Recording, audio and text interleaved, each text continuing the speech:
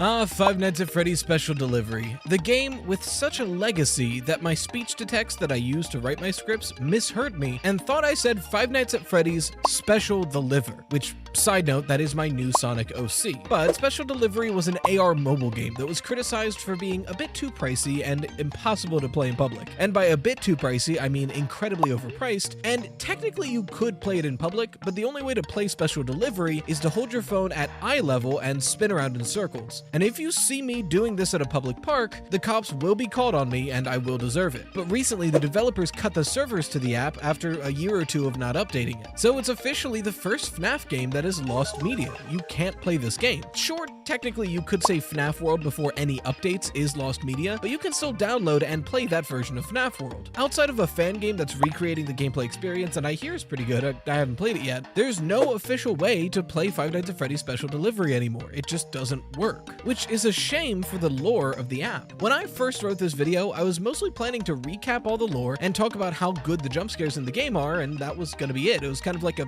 final farewell to the game. But when doing research for this video, I had to watch a let's play of the only scripted, fully done content of the app, Dark Circus, a DLC for the game. And when I tell you what I found blew my mind, I'm not exaggerating. I legitimately think this app was telling us the future of Five Nights at Freddy's for at least the next few games, and even some of the past. Enough teasing what I found. Slices, put on your aprons and let's bake ourselves a theory. Despite the appearance of it, this app is chock full of lore. I know, a game with Darkwater Endo as a character probably shouldn't be taken with the utmost seriousness. But there's a good amount of lore in here that I guarantee you've already heard from other theorists in the space like FNAF. A good majority of this lore comes from emails that you can unlock by playing the game. They're not emails meant for the player, they're emails between employees of the company that made this service. Essentially, think of Help Wanted. In Help Wanted, we're playing a in-universe FNAF game made by an in-universe game developer. Same deal with Special Delivery. In fact, there's a lot of crossover. It's these emails where we learn about Vanessa and Lewis before security breach is even a thing. It's also where we learn how the Glitchtrap virus was consolidated, and so much more. I would cover all of the email lore here, but it's not really the point of today's video anymore. Besides, it's been covered in plenty other videos that are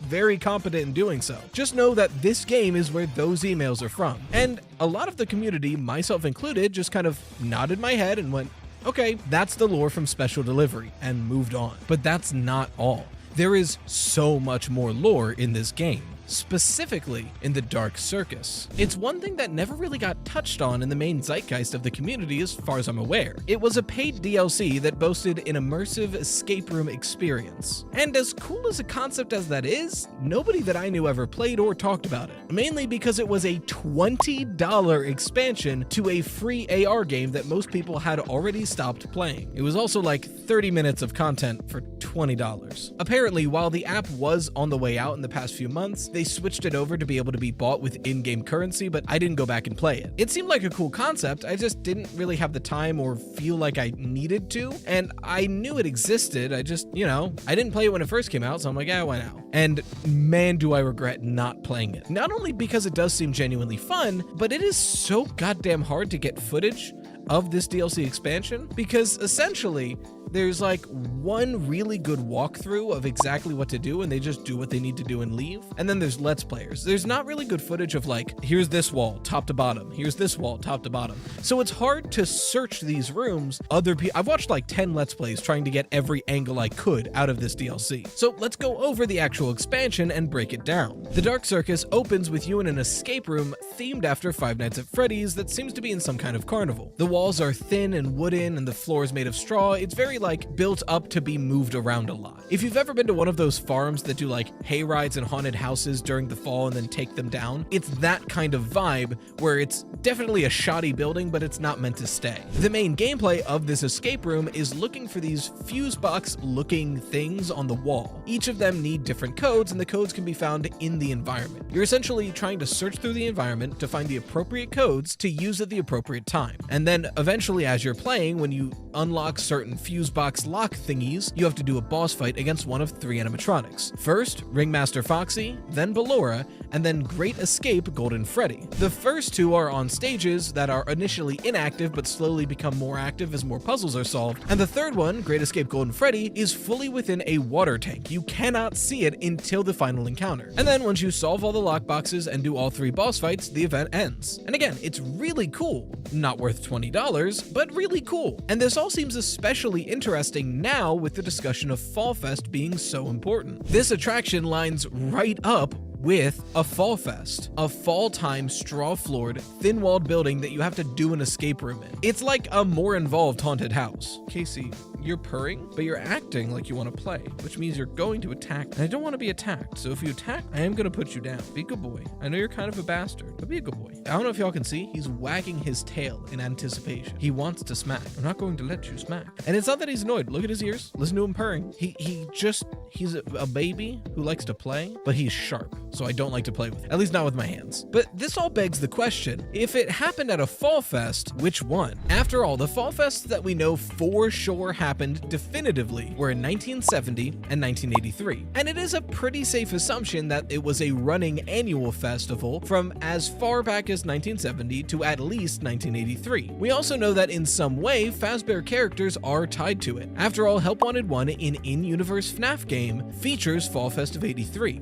And there's posters in Help Wanted 2 associating Fall Fest with FNAF characters. So, did an escape room like this happen at an earlier Fall Fest? It seems likely, especially when you look at the poor fire safety of the place. All over this attraction are boxes marked explosives, boxes of fireworks, barrels of oil, flammable material, again, in a thin wooden walled building with a straw floor. This place is almost cartoonishly unsafe of a fire hazard, and many people, myself included, speculate that a tragic fire occurred at Fall Fest. After all, in the games, most of the times that Fall Fest is mentioned, a fire soon follows. Could this attraction be at the Fall Fest that caught on fire, and did this attraction start the fire? Well, as obvious as that seems, it might be too obvious. What I mean is that this all seems really intentional. This early in the timeline, Freddy Fazbear's Pizza isn't necessarily a scary place. With the evidence we have and the vibes we know, at this point in the timeline, it would be a kid-friendly place. And sure, it's a Fall Fest, so some spookier elements are to be expected, but this place seems genuinely frightening. Intentionally so. I mean, look at Balora. She acts like a spider, she's chained up, she crawls towards you. That's terrifying. Pair that up with the cartoonishly dangerous fire hazards all over the place, and it almost seems like it's a parody of what Fall Fest used to be, which lines up with how Fazbear is treating the history of the company. Think back to Help Wanted. We know for a fact that Fazbear hired an indie game developer to make games based off of what actually happened at Freddy's restaurants, specifically so that they themselves could release a VR game going, man, those are some crazy stories, right? Well, look, we'll enjoy the crazy stories with the rest of you, but just know they're crazy stories and we can move on after. This attraction would line right up with Fall Fest in the same exact way. It seems pretty likely that some kind of tragic fire happened at a Fazbear branded Fall Fest. And if Fazbear keeps trying to make light of the past so they can go back to their old ways, it would make sense if they're bringing back Fall Fest. And one of the opening attractions is an escape room where it's like, man, look at how creepy and fire unsafe we used to be. Pretty funny, right? So if that's what this is Fall Fest coming back? We've all been trying to figure out what Carnival is. Essentially, for those who don't know, obviously Steel Wool is still making future Five Nights at Freddy's games, and we're always going to try to figure out what the next one is going to be. Something that tipped a lot of people off in the recent Ruin DLC for Security Breach was this unused map with the note, quote, something cool that maybe foreshadows Carnival pending J-Top's thoughts. Add that to the Carnival-themed mascot suits in the Mimic Room. What I'm talking about, y'all see that? Add that to the Carnival themed suits in the Mimic's room, all the circus stuff with the Brazil ending and Balloon World and Security Breach, Circus Baby being relevant again, not to mention the Balloon Circus stuff that we saw from Funko, all seems to be lining up like the next game is going to be something circus themed. I've been thinking that circus carnival type game is going to be Fall Fest, and if we're lucky, one that's early enough in the timeline to give us some answers that we've all been desperate for. Maybe even the Fall Fest that had the tragic fire. But there's a thought that never occurred to me. I was talking to someone about this, and frankly, I can't remember who. I don't remember if it was a mutual that I was DMing or a podcast guest or somebody on Twitter. I frankly can't remember. So I just want to put it out there. Not my original thoughts. If it was a podcast episode, let me know in the comments. If you're a mutual and you told me this, yell at me in a DM and I'll put it somewhere. But somebody pointed out to me that if the next game takes place in one of the early timeline Fall Fests, what would be so scary about it? All the scary stuff in Freddy's takes place because of what happens during the timeline. So if there's a game that takes place before any of that, what's there to be scared of? And I hadn't considered that, but this idea would remedy that issue. If the next game Steelwool creates is Fall Fest, it could be that Fazbear is trying to bring Fall Fest back, and they're just making it overly scary to make fun of the weird stories that always got told about it. And if it is taking place further in the timeline, is Cassie going to be there? And if Cassie's going to be there, is she still going to be Cassie? After all throughout Ruin, Cassie's mind is being taken over by Glitchtrap. At least that's what it seems like. It seems like she's going to be the next Vanny. And all 3 endings end with her still being trapped in that basement. So it's not looking good for our girl Cassie. I think it'd be a really fun and interesting villain to have an evil Cassie being taken over by Glitchtrap. But I only hope that they utilize her more than they did Vanny, because they barely utilized Vanny. Originally, that's where the script ended. I would have talked more about the emails in the original script, but I was happy with it. But then I did a little more digging, and things got weird. So let's start with an easy one, and then we'll go down the rabbit hole. First up, really quick, and whether you believe it or not, I think this is easier to understand instead of what I'm going to go into after. It's interesting that with a Fall Fest circus kind of themed DLC, they have 3 animatronics, and only 2 of them have custom skins. We've got Ringmaster Foxy, which makes sense, Great Escape Golden Freddy, which also makes sense, and then it's just Balora. I get it. On the face of it, sure, it's a Dark Circus. Balora's already from Circus Baby's Pizza World. You don't need to theme Balora into a circus. She already belongs to one. And I agree with you. Balora does fit really well in a circus Fall Fest themed setting. I think that's great supporting evidence for my theory that the sister location animatronics were originally characters in Fall Fest. Just some food for thought and a primer. If that seemed too far-fetched for you, you might not like what I've got cooking up. This is going to be a stretch, and not necessarily a good stretch that makes you feel better, but it might even be a bad stretch that locks up your thighs and make you fall on the floor. Even Casey doesn't like it. My guy Mark does though. Full disclosure, this might lead nowhere, but it might give us some answers we've been desperate for. And it all starts with Great Escape Golden Freddy. Look at this model. It's crazy good. And by the by, I can only fully show off this model in a good way because of a fan render. There's, as far as I'm aware, no good screenshots on the internet in-game that show the full model of Great Escape Golden Freddy. This fan render is actually by Charlie's Suntime. Anyways, at first glance, this seems incredibly normal. After all, escape acts and escape artists are incredibly common features at circuses and carnivals. This skin harkens back to the idea of Houdini tying himself up and hoisting himself upside down, or sometimes even submerging in water to escape. But it's really notable that they chose to have Golden Freddy in a tank of water. Golden Freddy is drowning. Drowning has an interesting connotation in Five Nights at Freddy's. The first one that comes to mind for me is the most recent example I can think of, the story from Tales from the Pizzaplex, Drowning. It's one of those stories that does feel mostly separate from the book continuity, as it doesn't really affect things outside of it. Essentially, it's about a girl who gets trapped in a VR water park experience, and some spooky ghost girl that looks like she's drowned keeps trying to pull her into the water. Eventually, she succumbs to it and drowns in-game and dies in the real world. It's a really good story and one of the more well-written ones. Honestly, one of my favorite Tales from the Pizzaplex stories. Really nails that sense of dread. But it became a lot more interesting when people were considering whether or not the drowned ghost girl is Cassidy, the vengeful spirit, the one many think is in Golden Freddy. Admittedly, there's not an amazing point of evidence that proves this, just a lot of circumstantial evidence that kind of fits the vibe. At some point, our main character says she used to play Save the Princess, which then somewhat loosely associates princesses with this story, and Cassidy is theorized to be the princess in Princess Quest. Her physical description kind of a little bit matches other physical descriptors we've seen in these games, especially if this girl from the logbook is supposed to be Cassidy, which I'm not fully sold on, the fact that the girl drowned at all, which we'll get into in FNAF World, and mainly the fact that there is a spirit of a girl in the digital space of the Pizzaplex. If that's not Cassidy, who else would it be? Because it doesn't feel like Charlie, because that's not really how Charlie acts. So some people thought, okay, the vengeful ghost girl in the mechanics of the Pizzaplex is the vengeful spirit. She's still stuck to William Afton, so she ended up here. And with that same thought of Cassidy being one of the main contenders for the spirit within Golden Freddy being locked up inside of a tank of water is incredibly noteworthy. Not to mention, in the story Drowning, our main character eventually ends up in a house that is implied to be where the girl grew up at, and eventually she finds the girl inside of the bathtub. So in a way, the story is implying that this girl might have drowned in a bathtub. And what do we find in the Dark Circus? This seems to be bathtub. Now pause. I know this could just be like a boat for like a Love Boats ride or straight go-kart that just looks weird.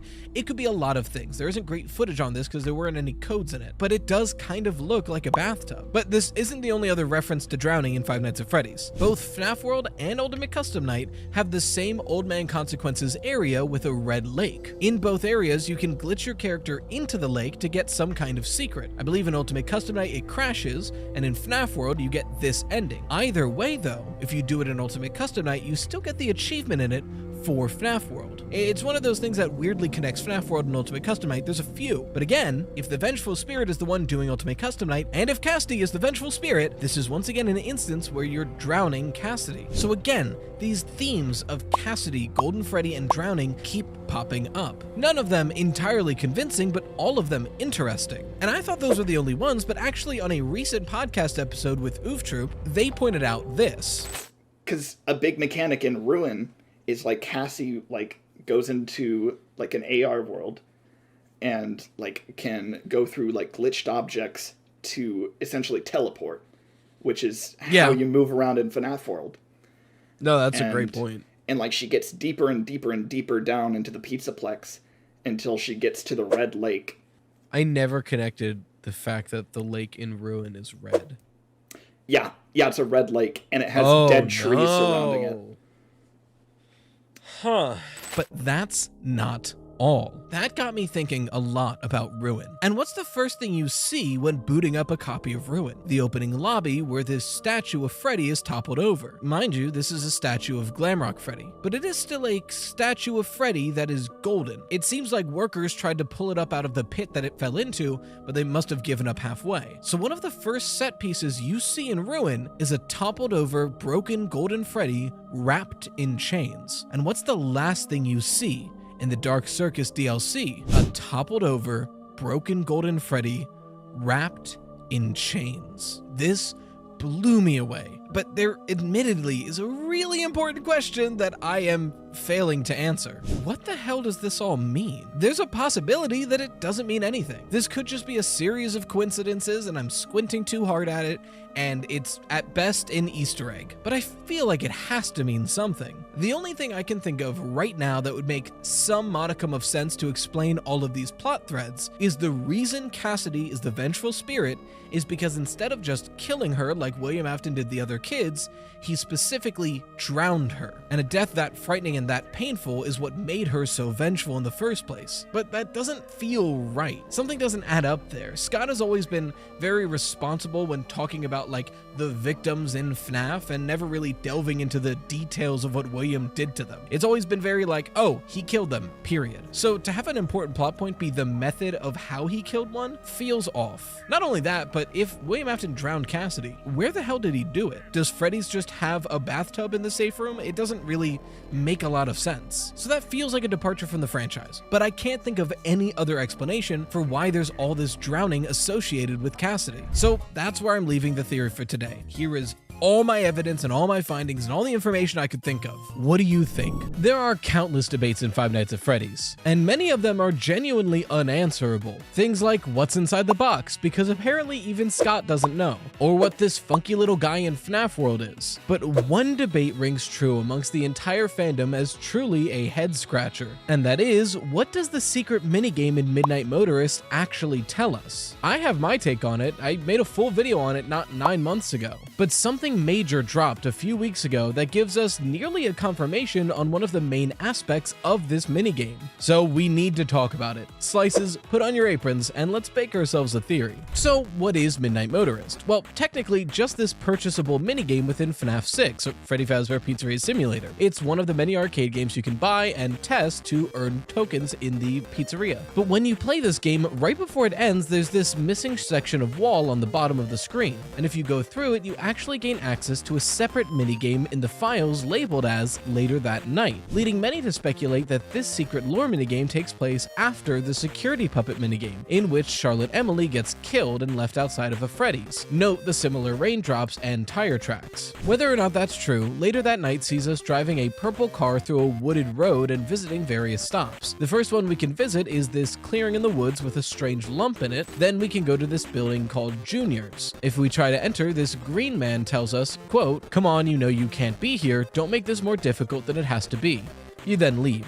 Notably, this is the first time we see our character, and he's this yellowish orange color, many calling him Mustard Man. Finally, if we keep going down the road until the music stops, eventually we find a driveway, park, and enter a house. Inside, we see someone sitting on a couch watching TV, and as we pass them, we hear them say, quote, "Leave him alone tonight, he had a rough day." If we go further in, we find a closed, locked door that our character knocks on and says, "I told you not to close your door." If we try to leave, we say, "This is my house, he can't ignore me like that," and then bang on the door, eventually shouting, "Open the door." Then we remark that we'll find a way in from outside. If you then exit and go around the house back into the rain, you'll find a broken window, footprints leading off into the woods, and one pair of animatronic footprints. Our character remarks, "He's ran off to that place again, he'll be sorry when he gets back." And the minigame ends. Now you can see why this minigame is so hotly debated. Like, it's clearly very important and is trying to tell us a specific thing, but all of the details are so vague that it's really up to interpretation as to what it's telling us. So what is it trying to tell us? Well, there's many interpretations within the fandom. One of them being that this is a story about the family of a missing child incident victim. We're playing as some random father. The person on the couch is some random other family member, and the runaway is one of the missing child incident victims. It's showing us this story of this neglectful and abusive family right after William Afton kidnaps a child. This then goes along with the file name Later That Night. Later that night of the missing child incident, one of the families recognizes that their child is gone. It's an interesting theory, and there's some decent evidence to back it up. For one, a lot of the details of this family of the minigame don't line up with any other families we have any information on,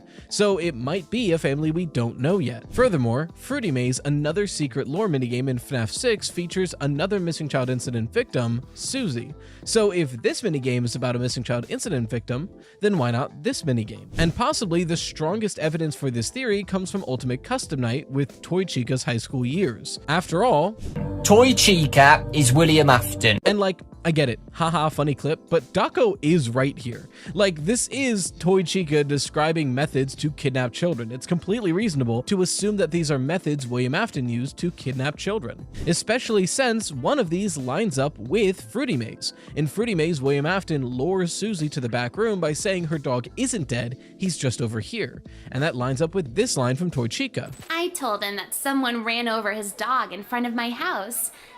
But once he's there, I'll entice him with warm cookies, lure him inside, invite him inside, and then I'll have him." So how does this connect to Midnight Motorist? Well, you remember how the window was... Well, you remember how the window was broken and there's footprints leading away? Listen to how Toy Chica says she'll get this one. "I told him to come over later. That should be enough. And if he doesn't show up, I'll just go to his house. And if he doesn't open the door, I'll just find a window." So, with all this evidence and this logic and reasoning, is this scene depicting the kidnapping of one of the missing child incident victims? Personally, I don't think so. After all, there are multiple problems with this theory that make me too hesitant to believe in it. For one, we literally know nothing about the people in this minigame, so I always hesitate when a theory takes a question we have no answers to and an answer we have no questions to and just links it up because technically none of the information here is conflicting. It's only not conflicting because we have no information, so that's loose evidence at best. It's like the CEO of Fazbear being Mrs. Afton all over again. Sure, technically we have a loose thread here and a place to connect it, but we don't know anything about either of these pieces, so they only connect because of what we don't know about them. The Fruity Maze evidence seems good on the surface, but note that I said the security puppet minigame has Charlotte Emily dying, who as far as we're aware of is not part of the missing child incident, so there really isn't a pattern here. If anything, it's a pattern of characters at the FNAF 6 location. We do have Charlotte Emily as the puppet in Lefty, and if you believe that the missing child incident victims end up in Molten Freddy, then we have Susie and Fruity Maze for Molten Freddy. So then which animatronic is this minigame referring to? Scrap Baby? Probably not. William Afton as Springtrap? But most notably to go against this theory, in my opinion, are the animatronic footprints. If these are supposed to be explained by William Afton using the Spring Bonnie suit to lure the child out and kidnap them, something doesn't add up here. If this happened recently, and I assume it did because the mother thinks that they're still at home, then William Afton would have had to have worn a Springlock suit in the rain. And we know that Springlock suits can be triggered by moisture. So wearing one in the middle of rain this heavy seems like a death sentence, something that William would not have survived. So these footprints I don't think can be explained by someone wearing a Springlock suit. Furthermore, we have no direct evidence stating that William Afton kidnapped children outside of a Freddy's location. As far as we're aware, the only child killings he ever did were inside or directly outside of a Freddy Fazbear's, or like a Fredbear's, or, you know, a Fazbear building, essentially. We have no evidence that he ever went to a child's home and kidnapped them from their own bedroom. So it is a good theory, but I personally have too many problems with it to believe it. Another theory that got floated around the community, especially more recently, is that this is telling us the story of Rory from Didophobia. For anyone who didn't read that Tales from the Pizzaplex story, essentially a child named Rory ran away from home, was kidnapped by William Afton, and is experimented on for the rest of his life. Essentially, he's put into an automatic testing chamber that recreates the FNAF 4 nightmares on an endless loop, but the entire area is filled with a hallucinogenic gas that makes things seem much more lifelike and terrifying. It was supposed to study the effects on constant fear on the human brain. In that story, we learn that Rory ran away from home because he felt like an outcast, and that was when William Afton kidnapped him and threw him into the testing chambers. So that lines up pretty well, right? After all, this is one of the only canonical runaway children we know in the franchise, linking it up with a kid who runs away from home. So that does make sense on the surface, but there's one major issue I find that makes this not really add up, and that is that the Midnight Motorist family seems incredibly abusive. The dad is banging on doors, screaming to let him in, and is willing to go in through the window just to see his son. Not to mention, he got kicked out of what I believe is a bar, which tells me he's probably drunk, especially if the Midnight Motorist driving is anything to go off of. So this drunk, abusive father comes home screaming as his kid, and the mother is just detached, blankly staring at the TV. This is a dysfunctional household with an abusive family system. So what do we know about Rory's family? Admittedly, not that much. What we do know is that they seem like alright parents. Rory felt like an outcast, but it didn't seem like this was something purposefully done by his parents. You might be able to make a case that they were a bit neglectful or didn't pay enough attention to him, but they seem like generally nice parents, at least much better than the ones in Midnight Motorist. If this was an abusive household,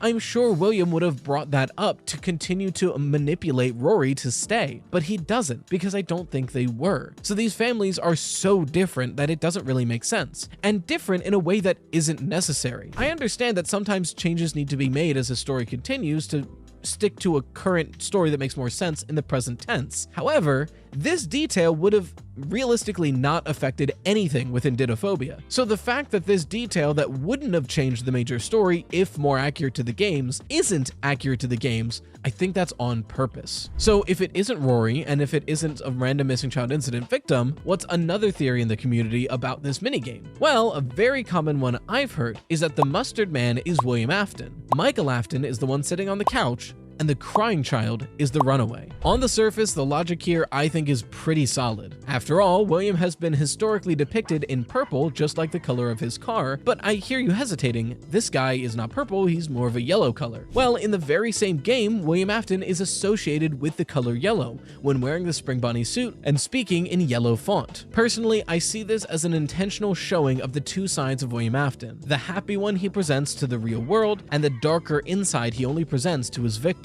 A perfect example, and I go into this in my video that I made 9 months ago, but I'm just going to pull it up right here, is Steve Raglan from the FNAF movie. Something that I think was really smart is that Steve Raglan, aka actually William Afton, when we first meet him, is wearing a yellow suit with a purple tie. His calm, nice outer shell hiding his twisted insides. I think that is a perfect characterization of William Afton, and I think we're seeing that in Midnight Motorist. The yellow is his exterior self. Then for the person sitting on the couch being Michael, I mean, look at Sister Location. Every night except the one we get kidnapped in ends with Michael sitting on a couch and watching TV. It seems like it's something he likes to do. So if we see him in the very next game sitting on a couch and watching TV, admittedly that makes a lot of sense. But for me, this stops adding up when we get to the crying child, because this runaway seemingly broke through a window and ran away in the middle of the night. And I just don't see the crying child doing that.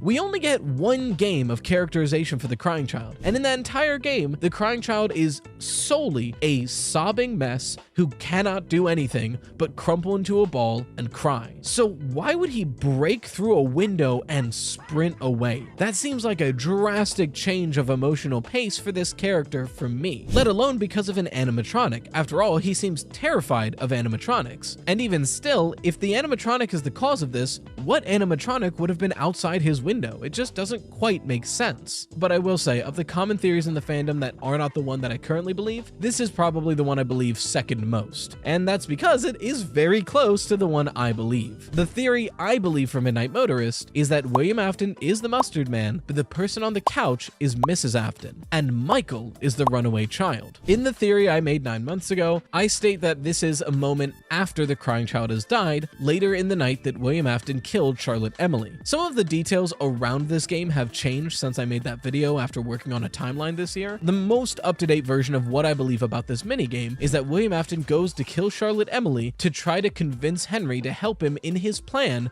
to bring back the crying child by experimenting with the Sister Location animatronics. That was a whole mouthful, I get it, I probably went way too fast. Essentially, boil it down to the important bits, William Afton kills Charlotte Emily in the security puppet minigame and then drives home. And when he gets home, all that's there to greet him is Mrs. Afton and Michael Afton, Elizabeth being in another room. Michael Afton had been running away from the house a lot to visit his childhood favorite lake and his brother's unmarked grave just a bit away in the woods. William Afton, though, had had enough of it, and he even planted a spare animatronic outside his window to try to keep him in place. But when he gets home tonight, he finds that Michael still isn't in his room, and in fact broke out of his windows past the animatronic he placed there just to sneak off. So this minigame is showing us that, and that this was the final straw. He'll be sorry when he gets back, because when Michael gets back, William Afton throws him in the FNAF 4 testing chambers that we see in-game in Sister Location. So again, the context around the minigame, but my basic theory for what Midnight Motorist has been telling us is that William Afton is the mustard man, Mrs. Afton is on the couch because she's still there, but she's leaving soon, and Michael Afton is the runaway. But I hear you, 9 months is not a long enough time to make another video on the same theory like this. I typically wouldn't make another version of a theory this soon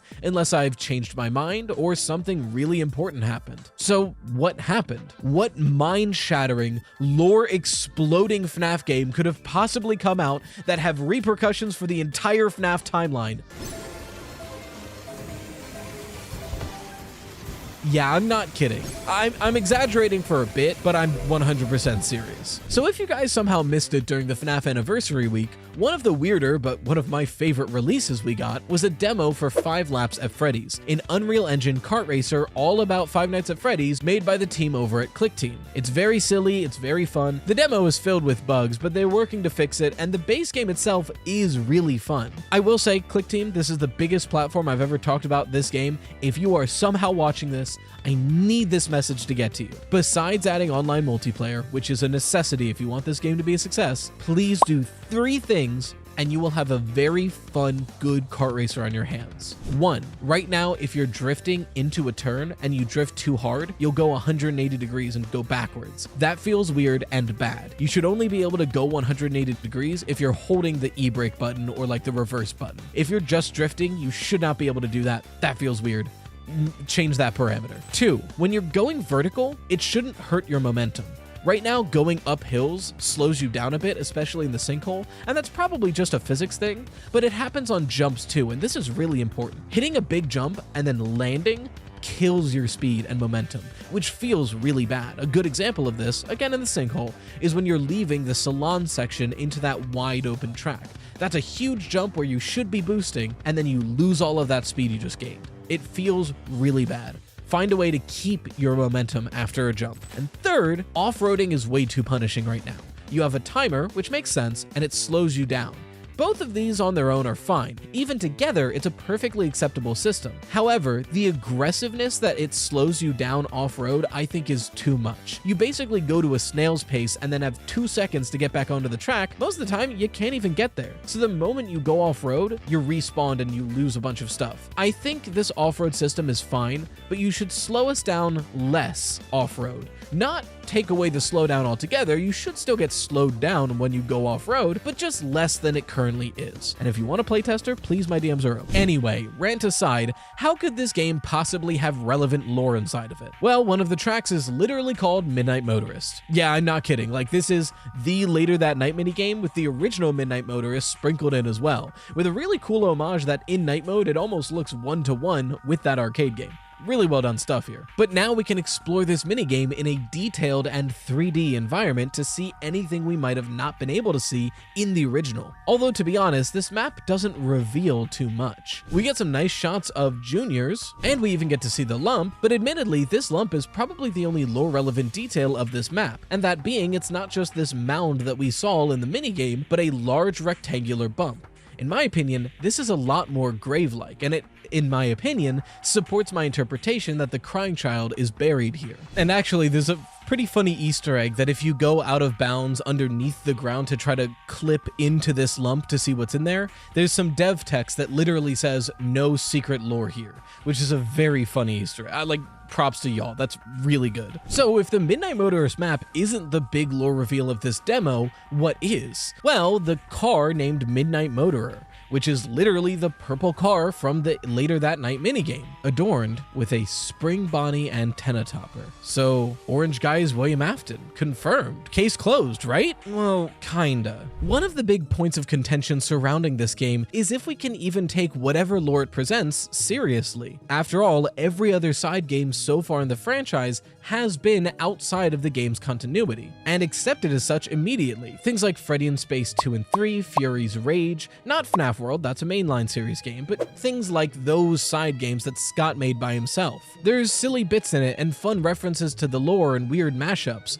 but nothing we were ever supposed to take seriously. Sometimes they can be used for supporting evidence on some of the ideas in Scott's head, but no major cruxes of any theories. However, before now, like I said, those were independent games made by Scott and maybe a few other people and some artists. They were fun side projects as a gift to the community.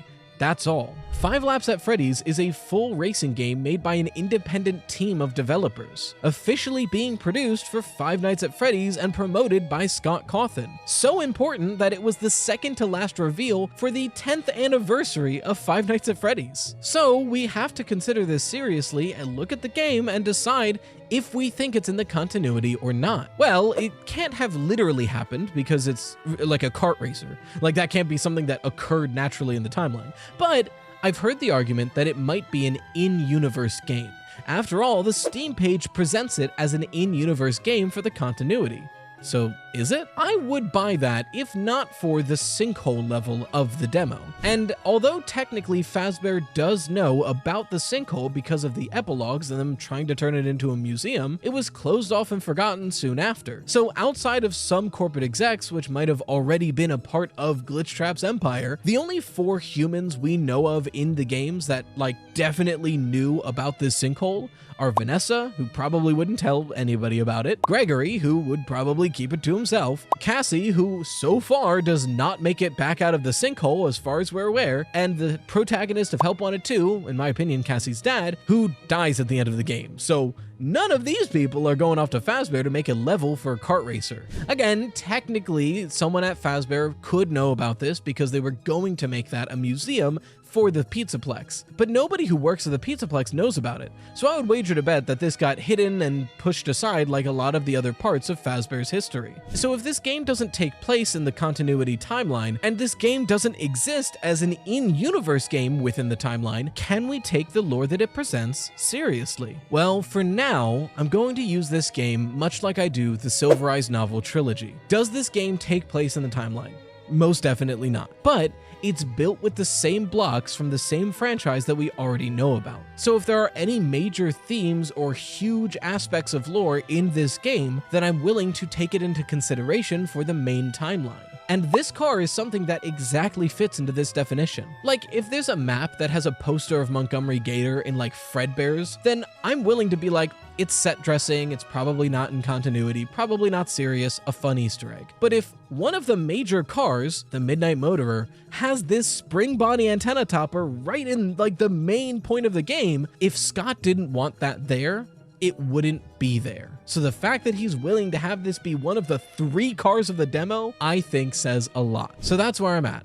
This game, in my opinion, is pretty solid confirmation that William Afton is the mustard man of the Later That Night minigame. Does this prove that my theory is true? It mostly proves that I'm on the right track, but there's still argumentation between is the other 2 people Michael and the Crying Child or Mrs. Afton and Michael? Or hell, I've seen people say it's Henry and Michael, and Henry was babysitting that night. That's why he wasn't at Freddy's when Charlotte gets killed. There's a lot of ways to interpret this, but I'm taking this game as some damn strong supporting evidence for my theory. I promise this video is not just to gloat. Mostly. But people still call me crazy for saying that this dude is William Afton, and I get it, he's not purple. But this car feels like pretty good evidence to say that that is William Afton. But what do you think? Should I even take this game seriously for lore? I'd love to hear your thoughts in the comments below. Last week was a roller coaster for Five Nights at Freddy's fans. First off, 90% of the fanbase, myself included, thought a new FNAF game was going to be announced at the PlayStation State of Play. This doesn't always happen, but most of the most recent releases of FNAF have been announced at States of Play, and a very well-renowned leaker in the Spanish-speaking community made a post that somebody translated and misunderstood and thought a FNAF game was going to be on it. And then when the State of Play happened, every other game on that list got announced except for the FNAF game. But the leaker then later clarified that he never said FNAF was going to be announced. He said a game about a 10-year anniversary is going to be announced. And it turns up it was that like dress-up Genshin Impact like game thing. But the very next day after that disappointment, we got an interview with Jason Topolsky, or J-Top, from Steel Wool Studios by John FNAF. For those who don't know, Jason is the creative director and co-creator of Steel Wool Studios. The link to that interview is in the description below, and I'll try to remember to put a card right here. I highly recommend you watch the whole interview because it's really, really good. Great job, John, by the way.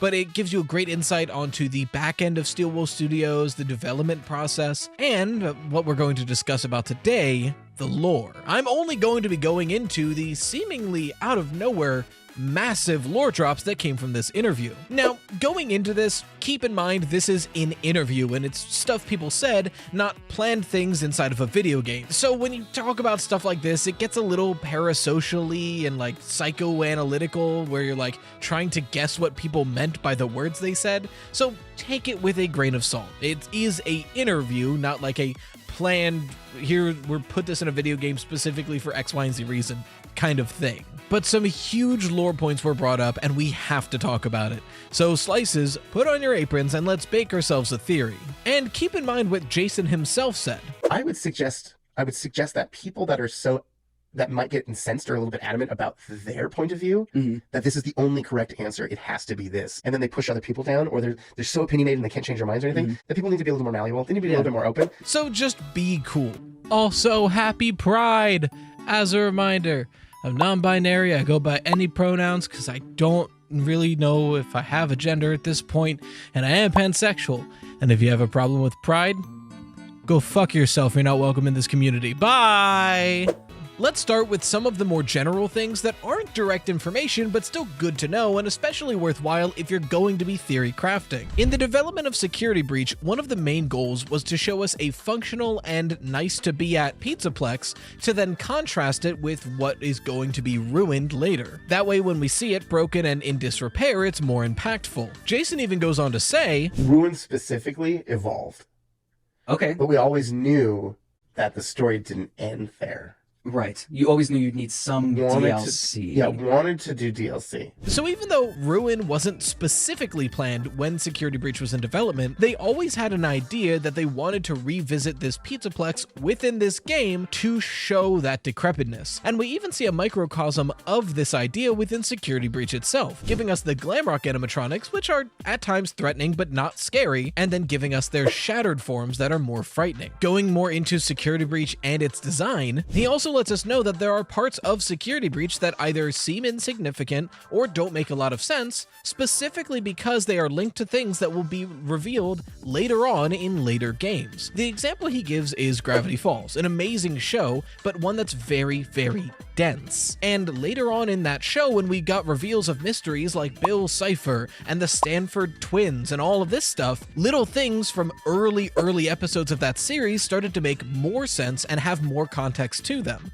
So he's saying the kind of same thing will happen to Security Breach, where, for example, maybe those dens of like people who worshipped specific animatronics, that might come up later. Or even the silo. It doesn't make a lot of sense, and there's a lot of different ways you can interpret the silo. That might just be on purpose because it'll be revealed in a later game. And speaking of little details like that, they make it very clear that they do a very thorough job in making sure there aren't any accidental leads or red herrings. Now, there are some purposeful red herrings like any story has, but there's a whole conversation about how members of the team will check each other and check themselves when doing set design and character design and placing things in the world to make sure they don't accidentally imply something. Things like, oh, maybe don't make this room purple because of XYZ. So when you're going through Security Breach and noticing little details, have a little faith in yourself, because they did put those there for a reason.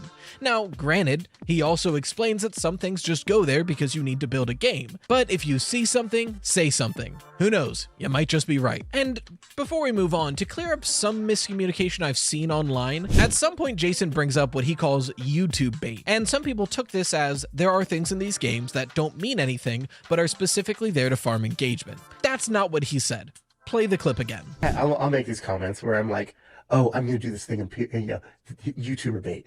People are gonna YouTuber love bait? it. Oh yeah, I have YouTuber bait. I'm like, people are gonna love this. Don't and I'm like, do that. I'm gonna put this thing in here and people are gonna love this. Listening to the words he says, he never says YouTube bait is inherently false or purposely misleading. What it seems to me, and again, this is just kind of psychoanalyzing somebody else's words here, but it seems like what he's trying to say is there are specific reveals placed there that will give good reactions to the YouTube community. For example, when he first said this, a lot of folks in chat, myself included, mentioned the Nightmare Own plushes. And some people go, okay, the Nightmare Own plushes don't mean anything, they're there to bait YouTubers to talk about them. I don't think that's what he's saying. The Nightmare Own plushes mean something, but when he says YouTube bait, it's probably referring to the one in Princess Quest 4. It most likely means something that it's there, but how many great reactions have you seen of YouTubers and Let's Players and live streamers playing that game and seeing that motherfucker in Princess Quest 4 and freaking out about it? That's what I think YouTube bait means here. Not incorrect or misleading,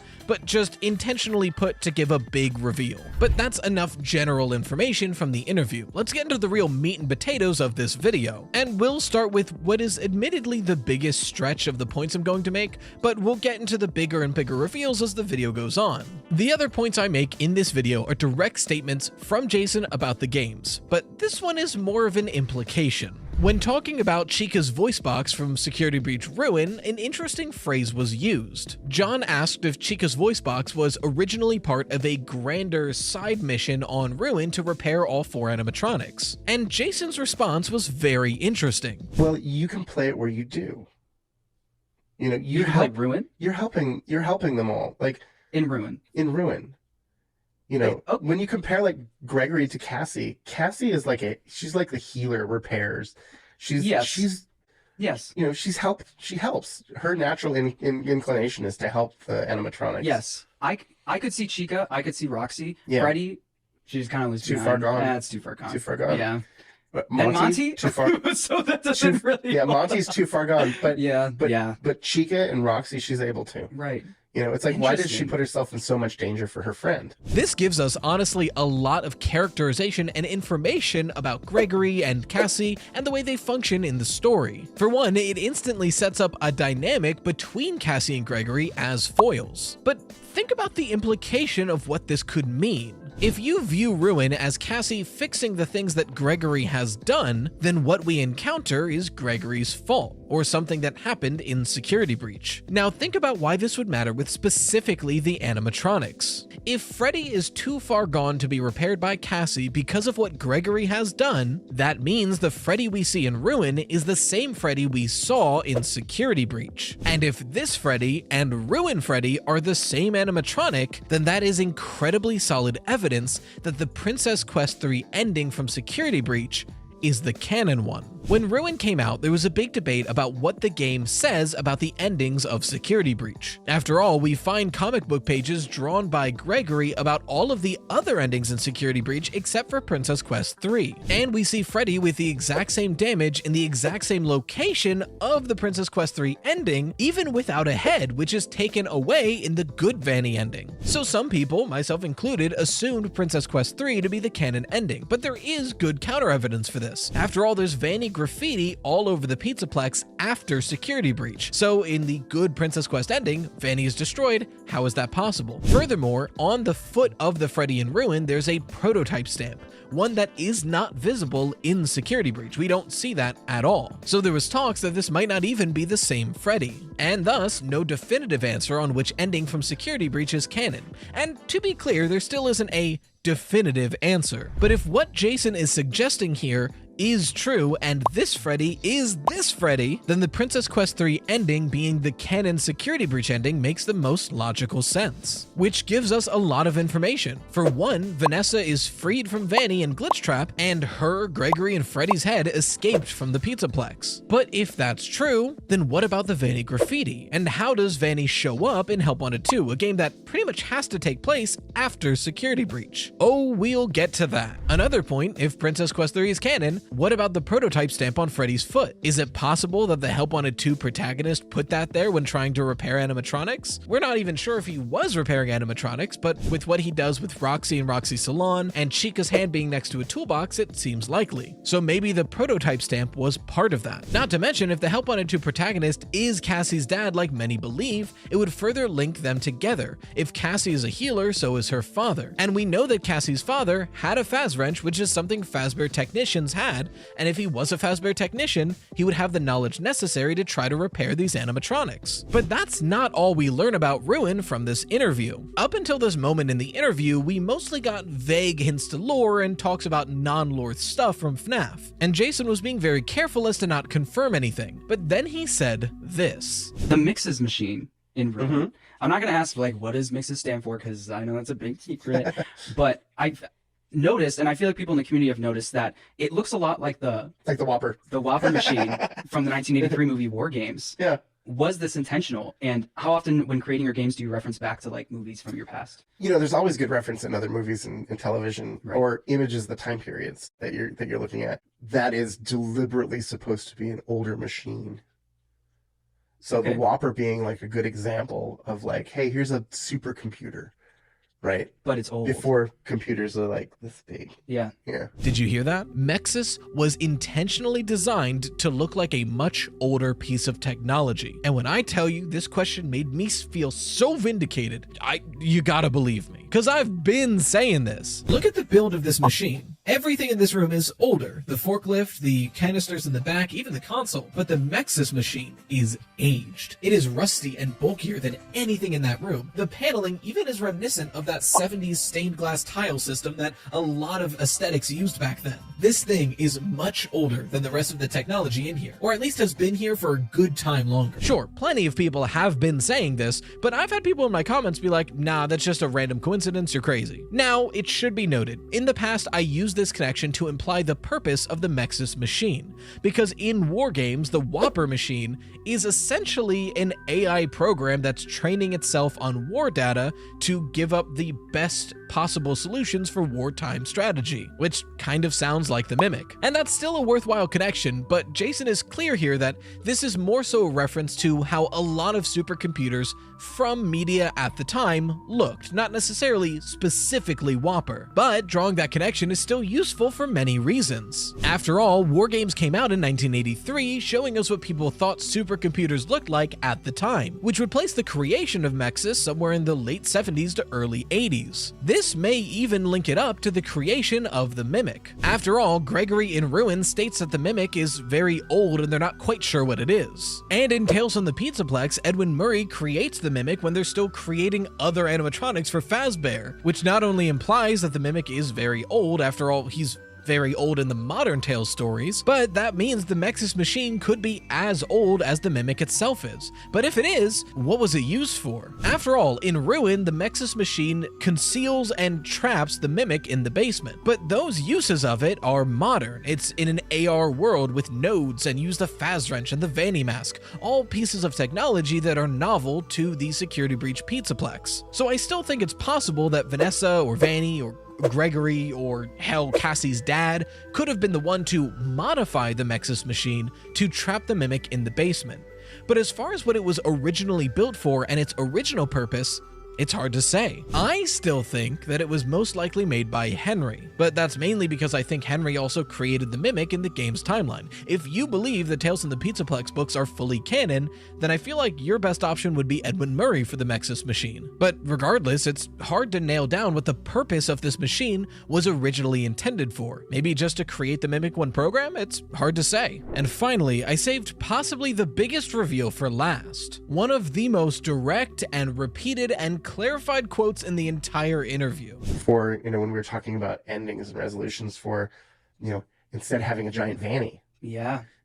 Turning around and being, this is, the end of Glitchtrap. Yeah. So it is the end of Glitchtrap. Squished. Gone. Yep. Bye-bye. Bye-bye. Holy shit, ding dong, the glitch is dead. You shed so much. Yeah, a bit of behind the scenes. There's like a 8-hour difference between recordings. And oh my God, I brush you so much and yet you shed even more. So is this true? Is the era of Glitchtrap over? Is that character dead and gone? Well, unfortunately, as always, it's not that cut and dry. After all, that's one of 2 possible endings for Help Wanted 2. Meanwhile, the other ending of the game leads directly into Ruin and seems like the more likely ending to be canon, because the result of that ending is Cassie getting the Vanny mask that we see at the beginning of Ruin. And that ending is the one where we see Glitchtrap exiting a charging pod, which definitely doesn't feel like he's dying. So if that ending is the canon one, which feels very likely at the moment, then Glitchtrap can't be dead. But what if he is? Let's take Jason at his word for a moment and assume that Help Wanted 2 is the end of Glitchtrap. Well then, what happens now? How did that even happen? Who did it? Like, we see Vanny do it, but that can't be right? After all, if this Freddy is this Freddy, then Princess Quest 3 is the most likely ending for Security Breach. But if Princess Quest 3 was beaten, then Vanny should be gone. So is this actually Vanessa? It would make sense for Vanessa to want to destroy Glitchtrap. I mean, he basically ruined her life and killed several people to boot. This could be Vanessa pretending to be Vanny to get close to Glitchtrap. Or maybe when in a digital space, Vanessa still appears as Vanny. But even if that's true, which we have no evidence for that being true, would Vanessa really kill an innocent person? That ending seems very somber, with likely Cassie's dad being left in a digital space forever. Sure, Glitchtrap is destroyed, but he's left to rot as well. It's something that happens very often in the Tales from the Pizzaplex books, somebody dying while in a VR or AR experience and their consciousness remaining. But would Vanessa do that to an innocent person? Does she see Cassie's dad as too far gone and too infected from Glitchtrap to be able to save? Or does she think the life of one person is worth sacrificing to potentially save dozens to hundreds of lives if Glitchtrap is left to do whatever he wants? After all, it's not like she just came up upon this situation and made a quick decision. In the game files, there were lines that were never implemented that are likely to be from Vanny, leading us to this ending. So it was intended that she would have been telling us to do this all along. Either way, it seems like a premeditated act. So did Vanessa doom Cassie's dad forever to kill Glitchtrap? I'm not sure, but it would line up in a way with Ruin. After all, what appears to be Gregory leaves Cassie to rot in a basement in order to thwart the mimic, and what appears to be Vanny is leaving Cassie's dad to rot in some digital space in order to thwart Glitchtrap. But that's if Vanessa did it. What if our eyes aren't deceiving us and Vanny is the one that does this? Well, the first question has to be why. Vanny was the most loyal follower Glitchtrap ever had. Sure, Vanessa is the reluctant follower, but the reluctant part was from Vanessa. Vanny was the follower. Vanny was created by Glitchtrap to serve Glitchtrap. Why would she ever betray him? And how would she even do that if Princess Quest 3 is canon? Well, the only explanation I can think of that would explain both points is something that we learn from the books. Specifically B7-2. In that story, to make it incredibly brief, a boy named Billy starts adopting the persona of B7 in animatronic, and he makes physical modifications to his body to be more like an animatronic. However, eventually when it goes too far, they are removed from his body medically in one large piece all by itself, and that persona that developed in his mind, B7, goes along with it. So even though Billy is fully removed and separated and alive, B7 is separately alive in those pieces and is seeking a new host. But by the end of the story, the grandma pretends to not know any better and allows B7 to merge with her. She then reveals that she knew B7 was trying to merge with Billy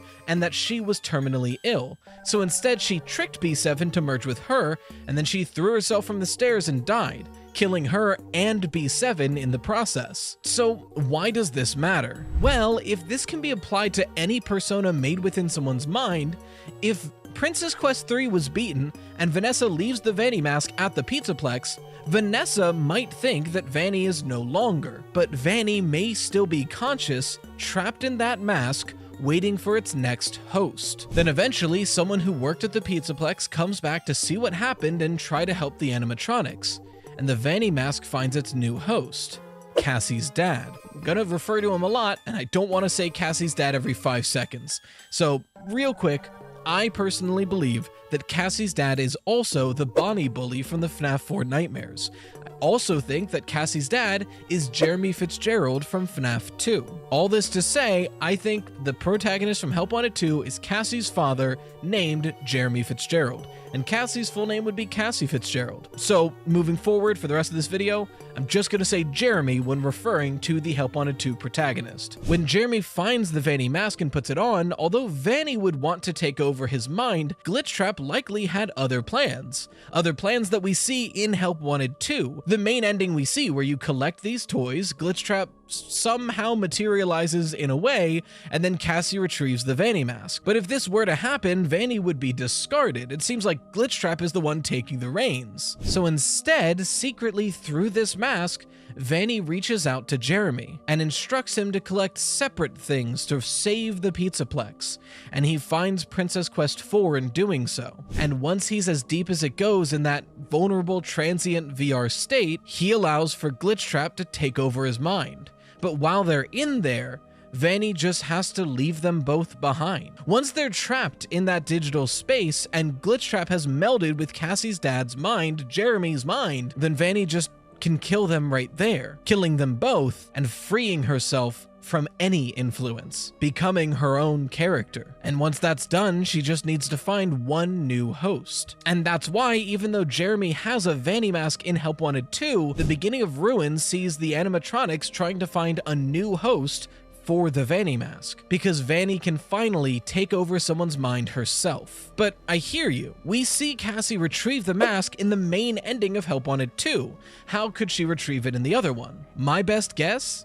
No matter what, Cassie retrieves a Vanny mask and her mind becomes overpowered by something. Help Wanted 2 is here to show us the two possibilities. In one order of events, Jeremy listens to Glitchtrap, is taken over by him, and subserviently puts Cassie under the same spell. But in the timeline we're in, one that Jason seems to imply by saying Glitchtrap is dead, once Glitchtrap enters Jeremy's mind, Vanny kills them both, destroying Glitchtrap and having the ability to take over her mind completely herself, and gives the mask to Cassie to take over her mind. This could line up pretty well with the final tease we get in the interview. John asked Jason if he had any preparations or plans or celebrations for the FNAF 10th anniversary this year, and Jason very slyly says carrot cake, just eating carrot cake, and even mentions that it's Cassie's favorite. I don't think we've seen the last of Cassie, and I think this teaser is backing that up. In fact,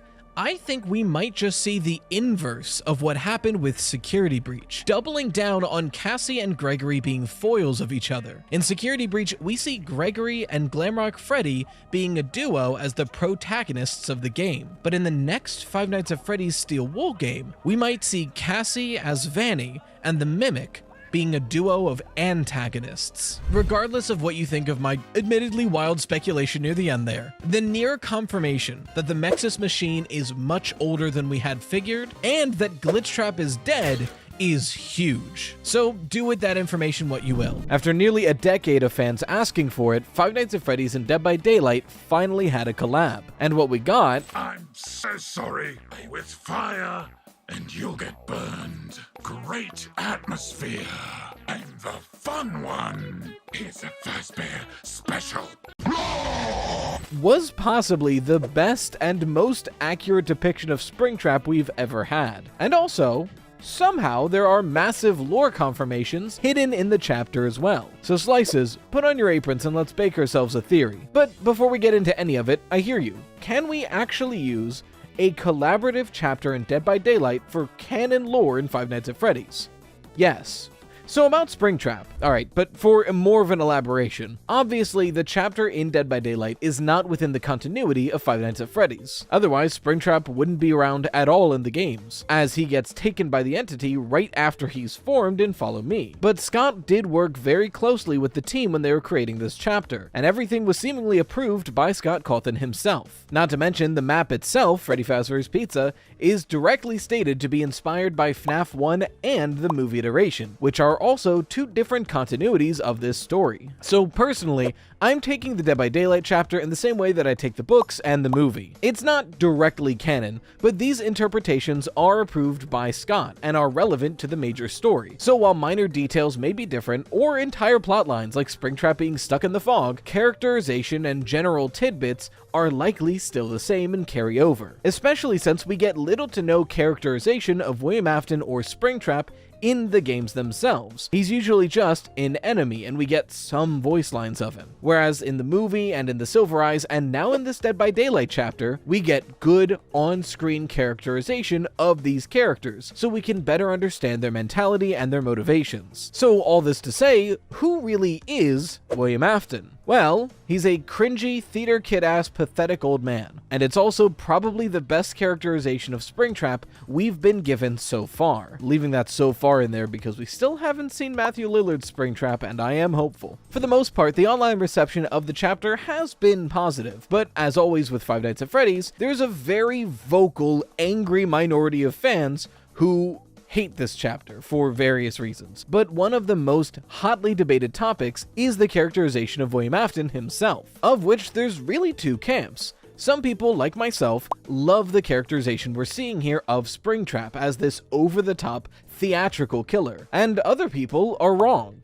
But to be real, a lot of people looked to FNAF 3 as the inspiration for Springtrap and wanted him to act like he does in that game. A silent, stalking killer that occasionally screams at you when he catches you. Some cold, calculating, manipulative, terrible person who is so focused on his goal he's not going to throw out quips. But to be honest, and look, you're allowed to prefer whatever version of Springtrap you want, that is the only time in the entire series that he acts like it. And he probably only acts that way in FNAF 3 because of how little time we get one-on-one with Springtrap himself. Every single other iteration of Springtrap we've ever gotten is much more close to the thing we got in Dead by Daylight. In the Silver Eyes series, William is gleefully evil, and he's so connected to Spring Bonnie that in the first novel, he at one point refuses to talk without wearing the Spring Bonnie head. In the second novel, when it's revealed he's behind the whole thing, he literally says, I am Springtrap. This motherfucker is corny. And don't get me started on the third book, when he's posing like this in dramatic monologues and has a fake version of Springtrap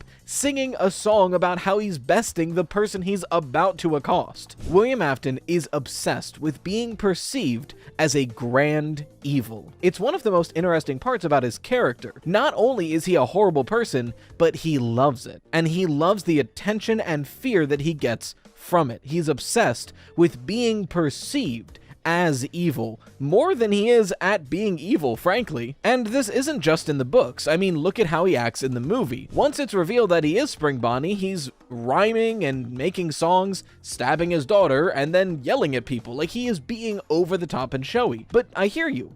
In the games, he's this silent killer, right? In FNAF 3, when he's really only there in the background until he kills you, the very next game he's in, FNAF 6, Freddy Fazbear Pizzeria Simulator, he now has voice lines, and he sounds just as cocky and full of himself as he does in every other iteration. Bittersweet, but fitting. How can I resist a promise such as this? When you go through the FNAF media we actually have on this guy, it's very clear that he is a miserable, pathetic old man. And he's not only obsessed with immortality, but he is obsessed with being feared. And listening to the voice lines we got in this Dead by Daylight chapter, we hear not only this showman aspect to him, not only this jovial, gleeful evilness that he has, but that same miserable, pathetic desire to be feared. I smell fear. The darkest pit of hell is open for business. I can taste your fear.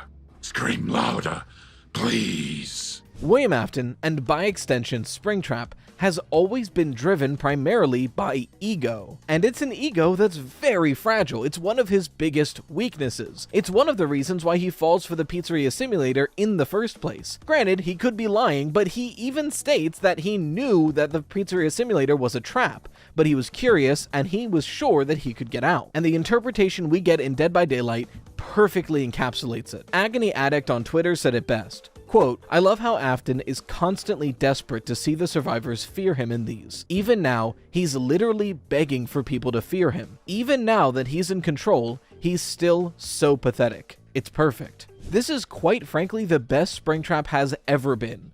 Visually, fear factor, and writing, and acting. I can't wait to hear Matthew Lillard's take as well when we get the full release, but for now, PJ Haywood killed it with the voice lines we do have. But as much as I'm obsessed about how good this characterization is, I mentioned there's meaningful lore drops in this chapter, and I wasn't kidding. And that's mainly in two places that aren't the map. Look, as cool as the map is, and I love playing on it, because it's a blend of the movie and FNAF 1, not a lot of it is meaningful for the lore because it's kind of a mix of everything. However, there are two spots where we get insane lore drops. The first one, a bit more minor, is the blurb introducing the character to the game. For those of you who don't know, all the killers and survivors in Dead by Daylight are captured things that were once in the real world or some other world that the entity, this otherworldly being, absorbs into its fog. And it basically, harvests their emotions and pain, and it's a whole thing that I'm not an expert on. But essentially, pretty much all these characters once existed outside the fog. So they all have these little text blurbs to say what they were up to before they were absorbed. And this is the beginning of the one we get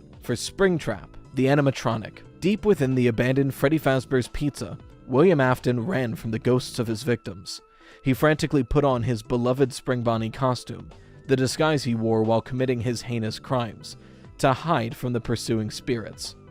But fate had different plans for Afton. Something activated the spring locks within the Spring Bonnie costume. Metal clamped against metal, piercing the murderer and trapping him in his costume. As he screamed, the checkerboard floor rose up to meet him, and everything went black. Thus was Springtrap born, from the death of a murderer. After this, his blurb goes on to explain how he woke up in the fog and what he did once he was there. But this description is the first time the creation of Springtrap was directly described in any game media at all. Very clearly, this is describing the end of Follow Me, where the ghosts chase William Afton, he puts on the suit, it spring locks, he dies. But this is the first time we are seeing it wordfully described. And while that's really cool in its own right, am I right? Dude, so much fur is on me now. And while that's really cool in its own right, there is one piece of supporting evidence for the timeline placement of Follow Me hidden in this paragraph. One of the major questions surrounding Follow Me is when it takes place. It pretty clearly takes place at a Freddy Fazbear's Pizza, but all we know is it's actively closed when it happens. So is this after hours and the door is boarded up because it's broken? Is this between FNAF 2 and FNAF 1? Or is this after the FNAF 1 location closes down?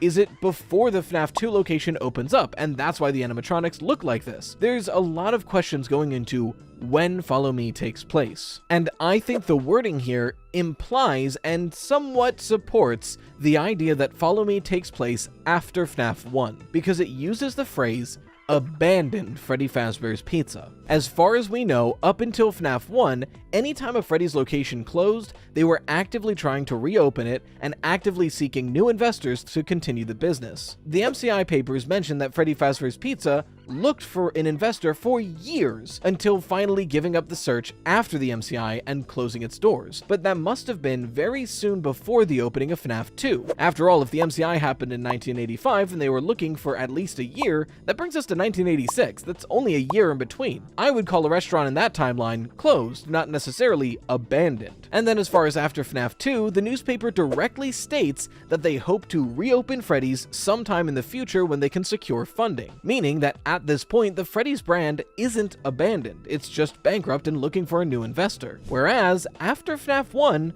there's really no news on Freddy's at all until a horror attraction opens up talking about everything that happened at this location. So the only time I think Freddy Fazbear's Pizza would be truly abandoned is after FNAF 1. Now granted, that's very semantic and it's not solid main evidence, but I think this is decent supporting evidence for the idea that Follow Me takes place after FNAF 1. But again, that's relatively small compared to the other place we find lore, and that is in the add-ons. For anyone who doesn't know, when you play a killer in Dead by Daylight, you get to pick 2 add-ons per match that modify the killer and their abilities. Now, all of Springtrap's add-ons are great references, even referencing FNAF World with the purple guy drawing. But when thinking about lore-relevant references, 2 of these add-ons stick out to me as particularly important. The first one is Freddy's hat, which reads, "Gabriel trusted the wrong grown-up. Now he's the star of the show. Increases the axe's weight while throwing by 100%. Look, I'm not going to beat around the bush here. We were 99% sure that Gabriel was the name of the child who goes on to possess Freddy Fazbear. But as far as I'm aware, never in the history of the franchise was that ever directly stated. We just knew about the tombstones from FNAF 6, which lined up pretty well from the animatronic heads from FNAF 3, so many people already made the connection that Susie was Chica, Jeremy was Bonnie, Fritz was Foxy, and Gabriel was Freddy. Then in the week before, we got confirmations that Susie is Chica and Jeremy is Bonnie. So those 2 were directly confirmed in the week before. And now, in this Dead by Daylight chapter, Gabriel is directly confirmed to be the spirit inside Freddy Fazbear. The only animatronic from the first 4, as far as I'm aware, that we don't have a direct confirmation for now is Fritz. And frankly, because we have 3, I'm willing to say that is a confirmation of the 4th. Right, like if Susie is confirmed to be Chica, Jeremy is confirmed to be Bonnie, and Gabriel's confirmed to be Freddy, Fritz kinda has to be Foxy, right? So in a way, this Dead by Daylight chapter was the final piece of evidence to fully confirm the identities of the missing child incident victims and who they possessed. Which is crazy that that was inside of a Dead by Daylight collaboration chapter. And speaking of an insane lore drop in a collaboration chapter in Dead by Daylight, we have this add-on. Iridescent Remnant.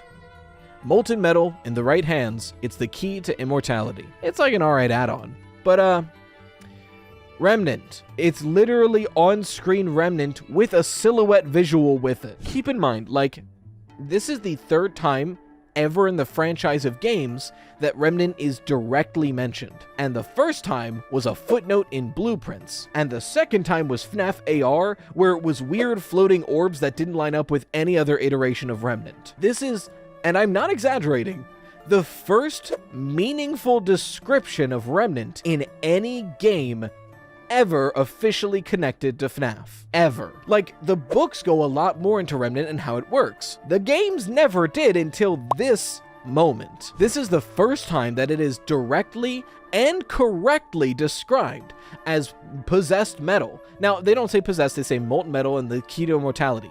And that is true. It's molten to be maneuvered, and it is the key to immortality.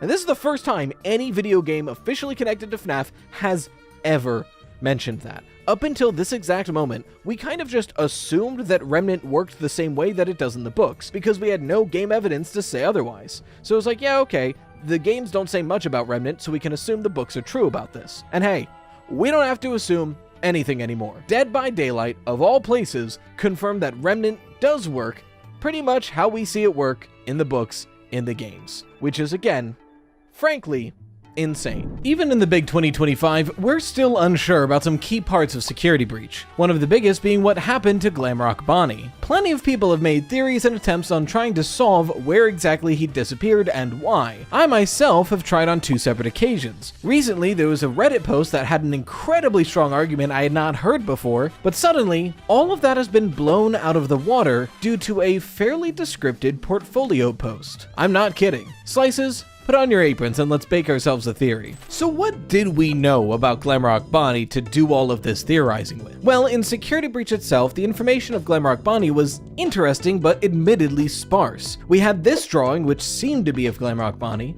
We had Bonnie Bowling, which had a lot of memorabilia about him, but only of an original design of Bonnie, not Glamrock. And we got these very few messages from the duffel bags. The first one, security report, being 12:24 a.m.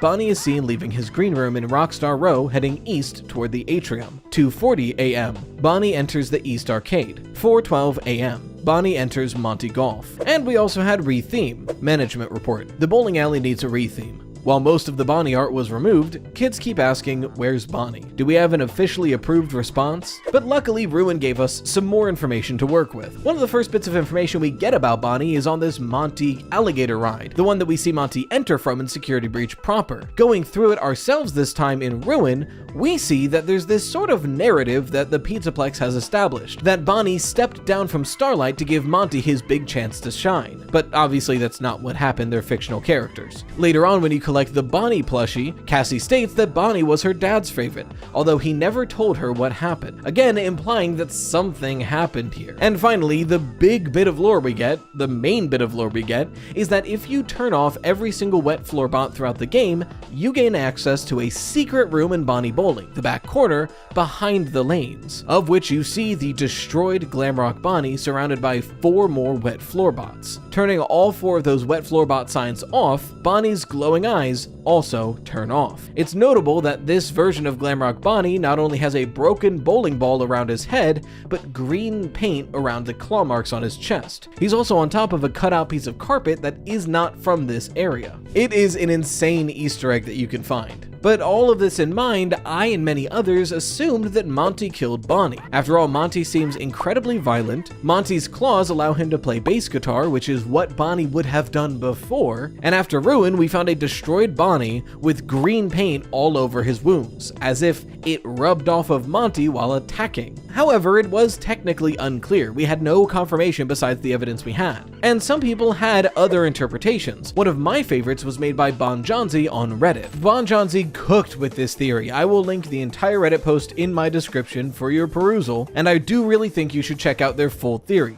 There's a lot of evidence and a lot of argumentation that I don't have time to get into, but the essence of the theory was that Bonnie wasn't just killed by Monty, but instead by these ruined staff bots. The theory proposed that Bonnie was looking into what was going on at the Pizzaplex and stumbled across the pizzeria. But when he got down there, he was cut off and chased back up, fighting his way into the Roxy Raceway garages until he ultimately lost. A linchpin of that theory being the fact that this carpet that's cut out underneath Bonnie in Bonnie Bowling matches the same shape as this cutout of the same kind of carpet in Roxy Raceway, just underneath a tarp to hide the evidence. I liked this theory so much that when I saw it, I just kind of adopted it into my frame of thinking about the games. Exactly the same as what happened with Stormister's theory on what happens to Springtrap. I saw no flaws in it, I liked it a lot, and I said, sure, that's what I believe now. But we just got some very interesting information about Glamrock Bonnie and his potential killer in one of the most unlikely places yet. Recently,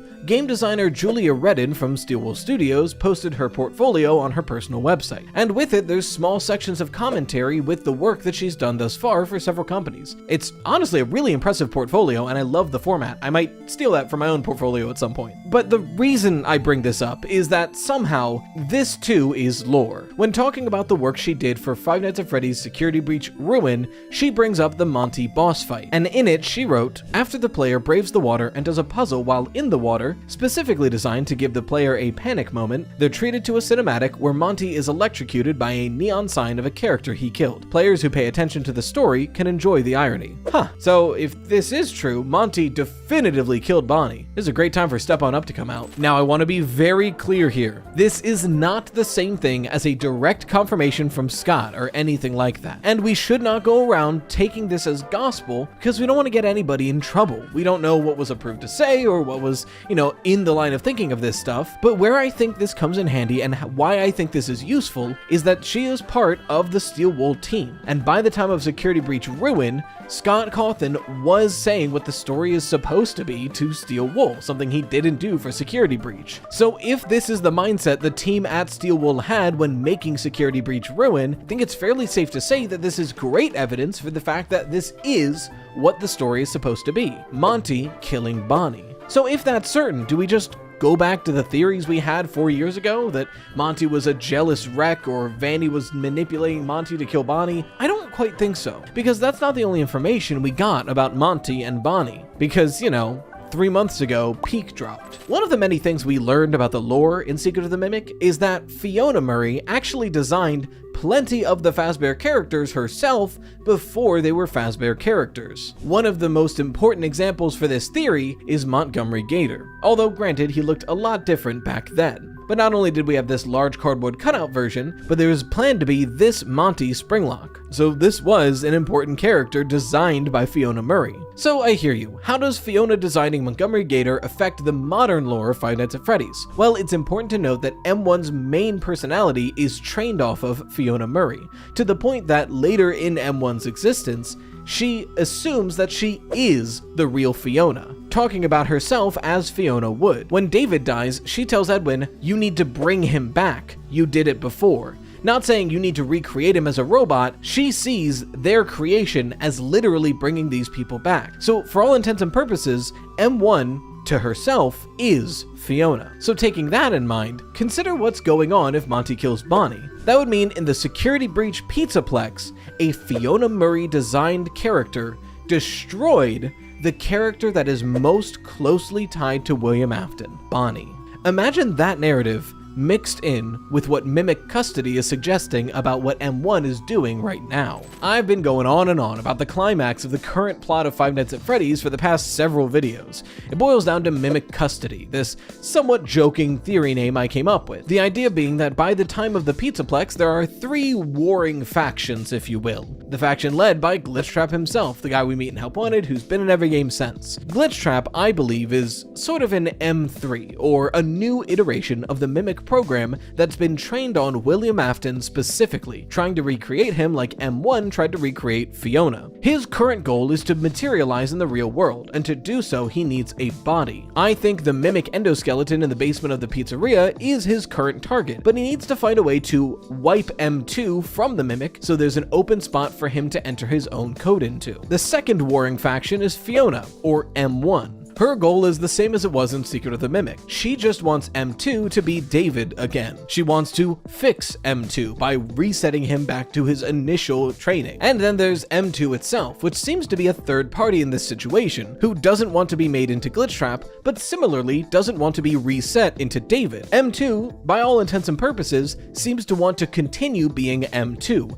this amalgamation of everything it's known thus far. But until after Ruin, M2's motivations don't really matter, because M2 is locked in a basement. Right now we have to just consider that M1 and Glitchtrap are at odds in the Pizzaplex. So if these two digital entities are vying over control of the Pizzaplex and M2's body, how would that fight materialize? Well, I think it makes a lot of sense that taking over one of the animatronics is one of the strongest, most aggressive, foremost strategies for besting the other faction. So taking that into consideration, Monty definitively killing Bonnie into consideration, and the fact that Fiona designed Monty, and Bonnie is William Afton's baby, I think I see a narrative starting to form. M1 was scrambling for a way to attempt to quash Glitchtrap's control of the Pizzaplex. She was already seeding information to Princess Quest, but she needed something now. Something to protect the people on the ground. What better than one of the primary animatronics? The strongest one of her own creations, Montgomery Gator. So she attempted to take over control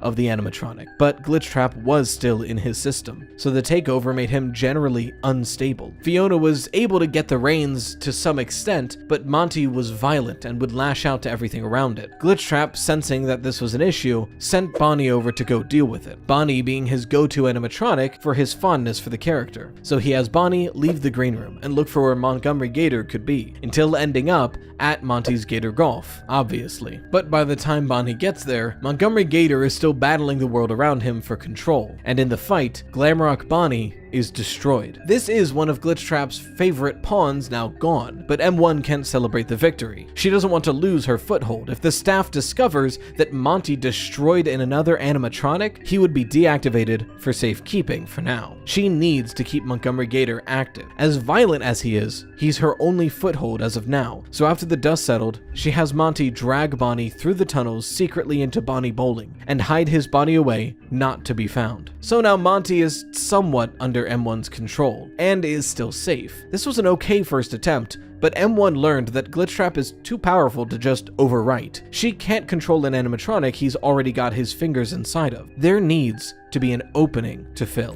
which is why for Roxanne Wolf, her other creation, she waits until Glitchtrap is being held at bay by Nexus. And once Roxy is open, M1 steps in to help Cassie in any way she can to try to stop the other mimic variants. How incredibly notable that the two animatronics that are actively fighting against Glitchtrap that have no explanation as to why are two characters designed by Fiona Murray. Chica is off doing Chica things, and Freddy got brainwiped at the beginning of Security Breach, but his body is still fighting for Glitchtrap by the time of Ruin. It's only Montgomery Gator and Roxanne Wolf who ever actively impede Glitchtrap, the two characters that Fiona herself designed. So, we were kinda right about Bonnie, but kinda wrong. The idea that Monty killed Bonnie seems to be more definitive than ever, but I think the current most likely motivation is M1 clawing her way to taking back control of the Pizzaplex again. But at this point, we'll probably continue having to wait and see for new releases.